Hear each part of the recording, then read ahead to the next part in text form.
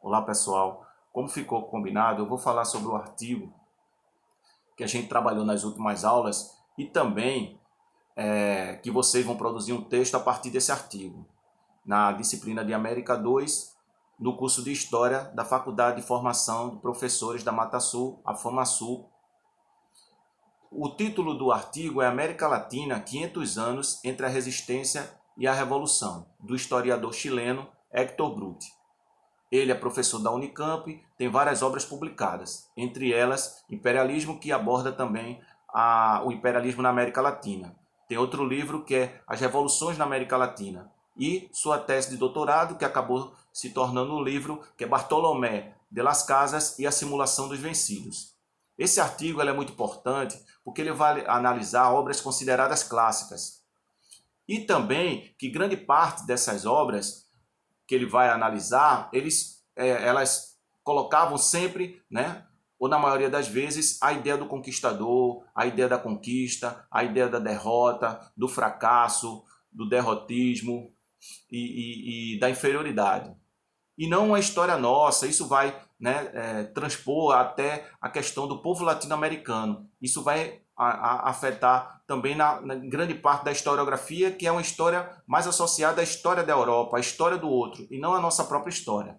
Então ele vai pontuar algumas obras dentro de uma ideia que seria o quê? Uma história dos vencidos, uma história derrotista da imagem, uma imagem de destruição também, e esquecendo, né, o que aconteceu de resistência e de luta dos povos indígenas e também do próprio povo latino-americano. A primeira obra que ele comenta e analisa é a obra de Bartolomé de las Casas, que é a brevíssima relação da destruição das Índias de 1542. Ele vai mostrar os horrores e os massacres e casos de violência contra os povos indígenas. Ele foi defensor dos povos indígenas, mas ele estava dentro da concepção colonialista. E ele não vai, né, ele era um frade também dominicano, ele não vai perceber, né, as formas de resistência e estratégias que foram praticadas pelos povos indígenas. Outra obra que Brutti relaciona com a de las Casas é justamente uma obra que será publicada depois de mais de 400 anos em comparação à obra de las Casas. É justamente a obra de Eduardo Galeano, jornalista uruguaio, que, né, uma obra muito conhecida, que é As Veias Abertas da América Latina, que ele vai, né, traçar a história da América Latina dentro de uma situação que passou por uma extrema violência desde o período colonial e também através de conquistadores. Mas, de certa forma, ele vai, né, analisar mais dentro de uma situação dos conquistadores, sempre vencendo e sempre dominando. Então ele vai, né, reproduzir uma história do outro, uma história mais associada à Europa. É interessante também que a obra dele ele fala sobre, né, a América Latina, chegando até o período da ditadura, que também vai ser uma forma de denúncia. Ele vai mostrar o que estava acontecendo naquele período e até antes, e a relação também dos Estados Unidos em financiar ditaduras e a sua influência e interesses econômicos, principalmente em minérios. Mas ele, quando aborda os movimentos que aconteceram e lutas com relação à América Latina, fica de forma superficial. É mais dentro de uma situação, de uma história que, como eu falei antes, Brutti, grande parte é mais uma história dos vencidos, né? Uma visão mais derrotista sobre o povo latino-americano. Outra obra que Brutti vai analisar é a obra do historiador e antropólogo mexicano Miguel León Portilla. E ele, né, o nome do livro é justamente A Visão dos Vencidos. Então, dentro daquela ideia que Brutti, né, pontua, que é justamente essa ideia dentro de uma situação, né, de uma imagem derrotista, que ele vai estudar, né, através até de material de cronistas indígenas e mestiços do período colonial, sobre os povos indígenas astecas, mas ao mesmo tempo ele não, né, aborda o que aconteceu dentro de uma situação de resistência, de estratégias e de forma de mais dinâmica sobre os povos indígenas. Mas, apesar disso, Brutti cita que através de cronistas indígenas, né, tem uma situação que ele destaca, que é justamente que os colonizadores, né, os indígenas, dentro dos seus relatos, eles colocavam que os conquistadores poderiam ser conquistados. Ele também pontua um movimento que aconteceu no território peruano, dentro do período colonial, que foi chamado de Taquiancói, que eles anunciavam que poderia acontecer o fim do cristianismo e também do domínio espanhol. Outra obra que Brute destaca é esse livro aqui, A Resistência Indígena. Podem perceber aqui também a visão dos vencidos em cima, de uma antropóloga chamada Josefina Oliva de Cole, e ela, dentro da sua proposta, seria o quê? Abordar a resistência indígena. E segundo Brute, ela, né, abordou mais a história do conquistador do que a história dos povos indígenas. Ele vai até colocar, né, que essa obra poderia ser a segunda edição das obras, né, da brevíssima relação da destruição das Índias de Bartolomé de las Casas. Ele também vai pontuar situações de resistência dos povos indígenas, por exemplo, de fuga, de trabalho lento, entre outras. Ele também vai falar sobre a questão da tese do silêncio, que ele vai relacionar com a obra de Estevan Todorov, um filósofo búlgaro. Ele justamente ele vai colocar, né, Todorov dentro de uma situação que os indígenas tinham uma forma simbólica que privilegiavam mais a questão dos objetos, da natureza e do mundo, ao invés das pessoas. E, segundo ele, isso acabou facilitando o domínio dos espanhóis na América.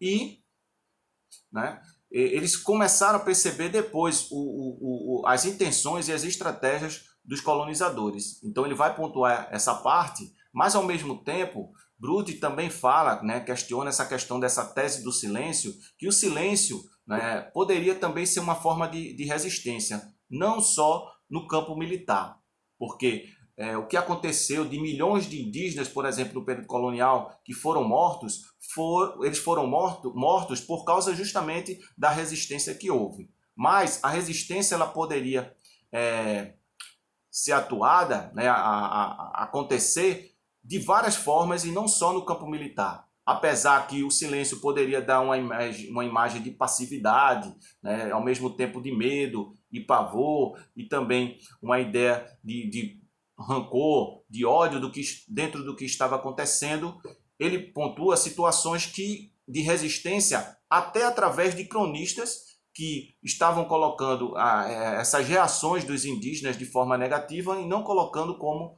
uma resistência. Um cronista que ele cita é Juan Rinés de Sepúlveda, que ele era jurista e também filósofo. Ele vai considerar o indígena como inferior, que não poderia receber as bênçãos do cristianismo e também dos ensinamentos de Cristo. Dentro do artigo de Brute, ele vai pontuar algumas palavras, né, relacionadas a justamente esse cronista, que ele coloca eram brutais, não aceitavam a verdade, eram desobedientes. Então, eram formas de resistência dos povos indígenas, mas ele estava colocando dentro de uma situação negativa. Ele vai citar também Brute, outro cronista, que é Diego Duran. E esse cronista, que também era frade, ele coloca dentro de uma situação que Brute pontua de teimosia e dentro do que a gente pode analisar uma resistência, né?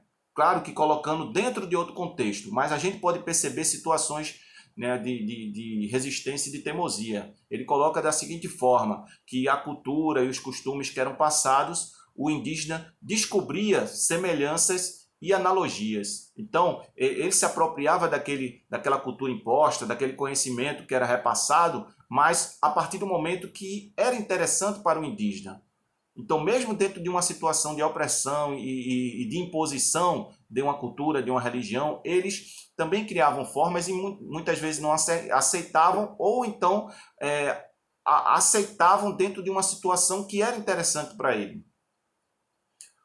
Outro cronista que Bruti comenta é de um cronista chamado Bernardino Sagún, que ele justamente vai passar 40 anos próximos dos indígenas, entrevistando os indígenas, e ele vai colocar uma situação, né, dentro do que a gente pode pontuar como resistência e também como a percepção, né, já vai ser diferente dos outros cronistas citados. Ele vai perceber, né, que o indígena, dentro do que Bruti cita, né, dos próprios relatos desse cronista, que ele coloca que uma organização, né, com formas de organização dos povos indígenas dentro de suas aspirações e necessidades. Então ele não estava colocando, né, dentro do período colonial, ele se colocava mais, né, um relato mais negativo. Então ele colocava, mesmo, né, dentro da situação de passar tanto tempo com os povos indígenas, então ele coloca, né, não dentro de uma ideia de uma inferioridade cultural, de uma incapacidade racial, mas dentro da forma que os indígenas se organizavam. Existiam aspirações e necessidades. Então ele não estava colocando dentro de uma perspectiva mais negativa, ele estava conhecendo a cultura do outro. Apesar que era dentro do período colonial, então ele estava, né, colocando dentro de uma situação diferente. Ele vai trabalhar também, Bruti, sobre a ideia do inconsciente histórico, que muito do que se produziu através da historiografia, existem lacunas, existem esquecimentos, existem apagamentos também, que na própria área de história se estuda pouco sobre os povos indígenas. Muitas vezes, né, a história do povo indígena é relacionada ao período colonial e não um período mais recente. E a própria, né, área de história não coloca, né, uma pesquisa aprofundada, estudos aprofundados com relação aos povos indígenas, como eu falei, dentro de uma situação mais recente, mais contemporânea, né? Por exemplo, o que aconteceu com os povos indígenas no período da ditadura, que se fala que houve vários massacres contra os povos indígenas dentro do processo lá do expansionismo da política desenvolvimentista, por exemplo. Então ele vai falar que essa ideia do inconsciente histórico, isso vai afetar dentro de uma historiografia e dentro do próprio pensamento da sociedade, de estar mais associada à questão da Europa, da América Latina como um continente fraco, né, sem uma perspectiva de luta do seu povo que houve ao longo da história. Ele vai, dentro dessa situação, ele vai pontuar uma história visível e uma história invisível e uma história visível. Essa história invisível seria justamente, né, essa história que não foi contada ainda, que foi contada só em parte, uma história que é nossa, uma história do povo latino-americano que lutou, que conquistou, que reagiu dentro de várias situações da própria história da América Latina. Ele vai colocar também uma situação, né, que é dentro do próprio capitalismo, quando ele começou a ser inserido na América Latina, ele acabou encontrando barreiras. E até dentro da própria sociedade existem relações, né, dentro do capitalismo com o objetivo de dominar, de controlar uma sociedade, e isso, né, continua, mas ao mesmo tempo barreiras são formadas. E ele vai citar que movimentos aconteceram de forma até espontânea. Então ele vai citar sobre a Revolução Cubana, a Revolução em Nicarágua, que foram movimentos que aconteceram de forma espontânea dentro de situações de domínio e de opressão, e foram, né, movimentos que é necessário a gente destacar, como outros também com relação à América Latina. acrescentando sobre o artigo de Brute, existem historiadores e outros pesquisadores que também abordam a América Latina dentro da sua própria história. Então, pesquisadores latino-americanos que procuram mostrar, né, uma visão diferente, não a visão eurocêntrica, não a visão do outro, mas a nossa própria história de luta, de movimento, de reação.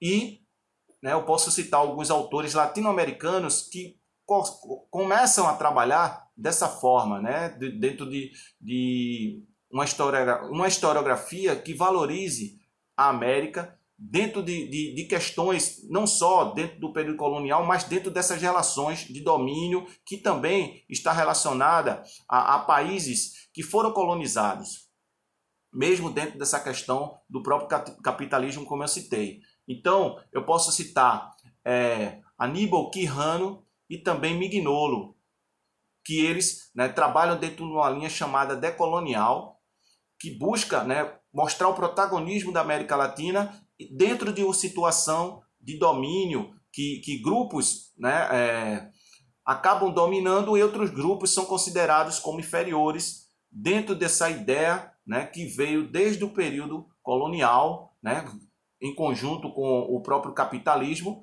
e eles começam a produzir obras importantes para a gente conhecer, né, ter o olhar da América Latina pelo olhar do próprio latino-americano, e não uma história do outro, uma história do europeu sempre vencendo. Então, acredito que os pontos principais tenham sido repassados. Abraço, pessoal, e acredito que vai ser útil para o texto de vocês, essa explicação. Abraço.